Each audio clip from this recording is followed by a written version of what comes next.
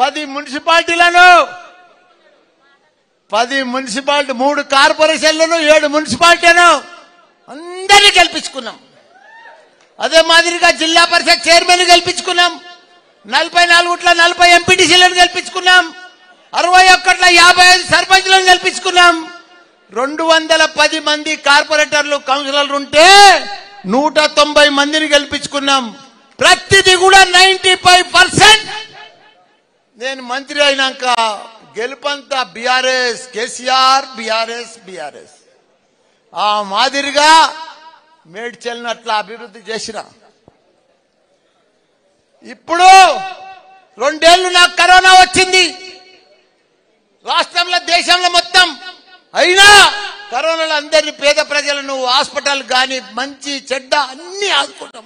మా కార్పొరేటర్లు, సర్పంచులు, ఎంపీటీసీలు, జెడ్పీటీసీలు ప్రతి ఒక్కరు కూడా ఒక సైనికుల మాదిరిగా పనిచేసి కరోనాలో కూడా మంచిగా ఆదుకున్నాం. ఆ తర్వాత గ్రామ పంచాయతీలలో డబ్బులు లేకపోతే నా సొంతం డబ్బులతోటి 61 గ్రామాలల్లో మా అక్క చెల్లెళ్లకు మట్టి అంటొద్దని ప్రతి గ్రామంలో, ప్రతి వీధిలో రోడ్లు వేపించండి మీ మల్లన్న.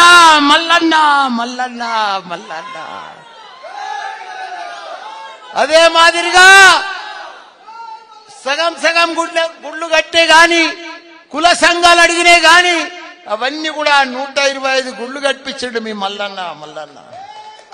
ఎక్కడ కూడా 61 గ్రామాలలో ఇంత పని లేకుండా చేసిన. ఎలక్షన్ల కంటే ముందే, మీకు ఓటు అడిగే కంటే ముందే అన్ని పనులు చేసి అప్పుడు ఎలక్షన్ కు బయలుదేరిన. మీ అందరి ఆశీర్వాదంతో మంచి మెజారిటీ తోటి మళ్ళా నన్ను గెలిపించినందుకు ఇలా విజయోత్సవ సభ పెట్టినా. నాకు 71 సంవత్సరాలు. నేను ఎంపీ అయినా, మినిస్టర్ అయినా, ఎమ్మెల్యే అయినా నాకు భగవంతుడు ఏమి బాకీ లేడు. ఆ భగవంతునికే నేను బాకీ ఉన్నా. ఆ బాకీ ఏంటంటే మీ అందరి రుణం తీర్చుకోవాలి. నేను నా గొంతుల ప్రాణం ఉన్నంతసేపు మీ అందరికి కూడా ప్రజాసేవ చేస్తా. మీ అందరికి కూడా హాస్పిటల్ సేవ కానీ ఇంకా ఏదైనా సరే ప్రతి సేవ నాకు మంచిగా భగవంతుడు కూడా మంచిగా డబ్బులు ఇచ్చిండు, ఆస్తి ఇచ్చిండు, కొడుకులను ఇచ్చిండు, కోడళ్ళని ఇచ్చిండు. ఈ తర్వాత నా కొడుకులు గాని, కోడళ్ళు గాని, అక్కలు గాని, బావలు గాని, తమ్ముళ్ళు గాని, చెల్లెళ్ళు గాని అంతా ఈ తర్వాత మీరే. నాకు భద్ర కొడుకు కాదు, మీరే నా కొడుకు. ప్రీతి నా కోడలు కాదు, మీరే నా కోడళ్ళు. మీరే నా బిడ్డలు. మీకోసమే సేవ చేస్తానండి. నేనేదో రాజకీయ మాట మాట్లాడతలేను, సినిమా డైలాగ్ కొడతలేను. మీకు రియల్ గా చెప్తున్నాను, నా మనసుతో చెప్తున్నా.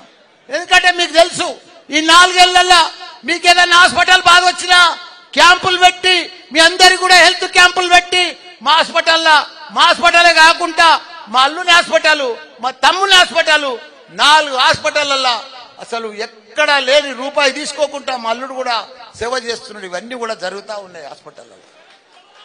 ఇవన్నీ చేస్తా ఉన్నాం. ఇసొంటి లీడర్ దొరకడమ్మా, దొరకడు. మల్లన్న సొంటి లీడర్ దొరకడు.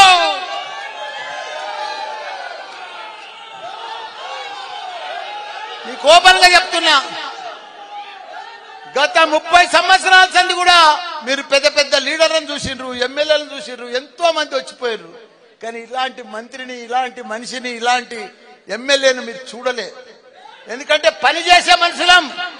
ఏదో ఆశపడి, ఏదో కాంట్రాక్ట్ల కోసమో, డబ్బుల కోసం ఇలా గట్టికేసారి చూస్తున్నావు. 14 ఏళ్ళు అయింది ఆ ఫ్లైఓవర్ ఎవ్వడు ముట్టుకోలే. 4-5 ఎమ్మెల్యేలు మారిండ్రు. కానీ అది మళ్ళీ వచ్చినాకనే మళ్ళా సురువైంది. అది కేసీఆర్ సార్కి చెప్పి ఇలా నారపల్లికి వెళ్ళి 15 కోట్లు పెట్టి ఏదిలాబాద్ దాకా, గుడి దాకా రోడ్ వేయించిండు మల్లన్న. ప్రతాప్ సింగారంకి వెళ్ళి అక్కడి దాకా కూడా ఆ రోడ్డు, ప్రతి రోడ్డు, అసలు రోడ్లన్నీ కూడా నా జీవితం ధన్యమైపోయింది. కేసీఆర్ గారు మన తెలంగాణలో 12,669 గ్రామాలు ఉంటే ప్రతి గ్రామంలో ఒక డంపింగ్ యార్డు, గ్రేవ్ యార్డు, తాగునీరు, సాగునీరు, కరెంటు, ఇవన్నీ కూడా చేసిన ఘనత, క్రీడా మైదానం, నర్సరీ, ఇవన్నీ కూడా మన కేసీఆర్ చేసిండు. ఇవన్నీ కూడా ఒక బిడ్డ పెళ్ళైతే మనకు కళ్యాణ లక్ష్మి ఇచ్చిండు. ఒక బిడ్డ, మన ఆడబిడ్డ, కొడుకు బిడ్డ, బిడ్డ బిడ్డ కేసీఆర్ కిట్ ఇచ్చిండు. 12,000, 13,000 రూపాయలు ఇచ్చిండు. దళితులను ధనవంతులు చేయాలని దళిత బంధు తీసుకొచ్చిండు.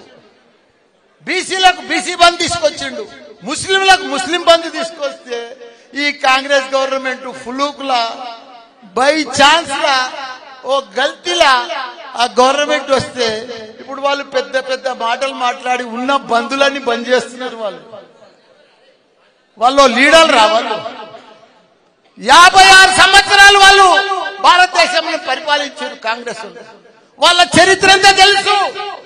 మనకంటే కూడా 10 ఏళ్ల ముందు వాళ్ళే ఉండరు. ఇక్కడ ఒక్క కరెంట్ ఇయ్యలేదు, నీళ్లు ఇయ్యలేదు, ఒక 200 పింఛనిత్తురు. వాళ్ళంతా ఏమి ఇవ్వకపోదు, మోసం చేస్తురు, మోసం మాటలు మాట్లాడతారు, దగా మాటలు మాట్లాడతారు, మోసపూరిత మాటలు మాట్లాడొచ్చారు. ఇప్పుడు వాళ్ళు ప్రభుత్వంలో 6 గ్యారంటీలు అంటారు, 440 గ్యారంటీలు తయారు చేసిండ్రు. కానీ 1-2 ఇస్తున్నారు, దాంట్లో కూడా కొట్లాట పెడుతున్నారు. వాళ్ళు ఇయ్యరు, వాళ్ళు ఇచ్చే మనసు లేదు. మొన్న మన సీఎం రేవంత్ రెడ్డి అంటాడు, మాకు కాంగ్రెస్ కు ఓటేసి కేంద్రంలో మేము వస్తే ఈ 6 గ్యారంటీలు చేస్తామంటాడు. ఎంత దరిద్రమయ, ఎన్ని అబద్ధాలు, ఇంత అబద్ధాల ప్రజలను ఇంత మోసం చేస్తారా? కానీ ప్రజలంతా గుర్తుపట్టుకుంటున్నారు. ప్రజలలో డిస్కషన్ వచ్చింది, కాంగ్రెస్ మోసం పోయింది, మనల్ని మోసం చేసింది.